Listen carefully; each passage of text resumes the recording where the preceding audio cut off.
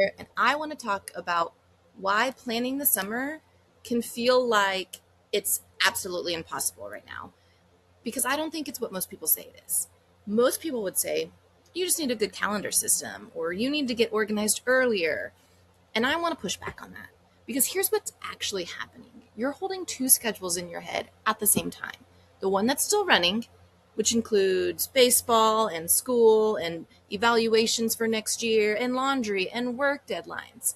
And then you've got the one that's still forming, which could have summer camps and summer school and late summer fall sport commitments. And you might not know the details of it yet because those results might still be coming in. So you can't finalize the summer plan because the fall evaluation results haven't come in, and you can't finalize the plan until all of that's done. And you might not know the results of that for weeks.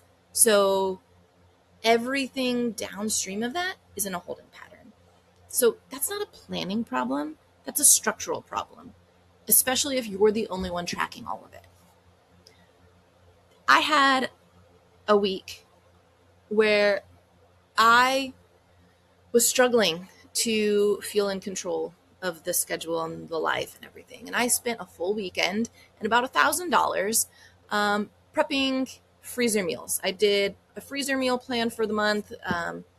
So went to the grocery store, bought all the groceries, spent about $1,000, and then spent Saturday and Sunday chopping things and preparing and putting everything in Ziploc bags and labeling them and sealing them and putting them in my stand-up stand-up freezer. And I thought that this would help solve the problem. Like, if I had these meals in the freezer, bam, magic solution, everything would be fine. And then about 3 days later, on the way home from volleyball, after soccer, after swim, I still went through the McDonald's drive-thru because I was so overloaded. I had all my kids in the car. We'd been running around basically from school pickup. Some of them had to change either at the facility where they were having practice or even in the car because we didn't have time after school to go home and get changed. We were running, and arguing, and trying to get kids that weren't in the activity to do their homework in the car or in the gym. And I was at the point I could not handle one more decision. So going through McDonald's and getting them food that I wasn't going to have to argue with them about, it felt like the easy decision, the only thing to do. Looking back, the issue wasn't dinner.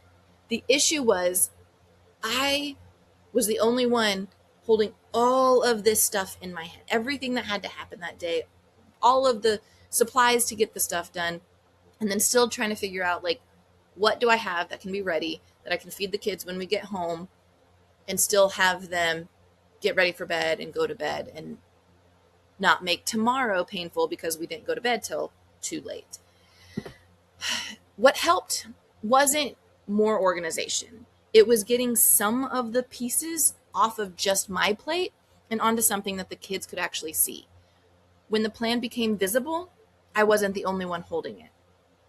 So if this is where you are right now, I'd love if you could drop a comment. Tell me what the thing is that you're waiting on before you can finalize everything else. I am still waiting on soccer evaluation placements for two of my boys, and that will dictate the fall schedule, which luckily we don't do soccer in the summer, like practices and stuff. So my summer schedule, we're getting kind of close, but fall schedule is still anybody's ball game.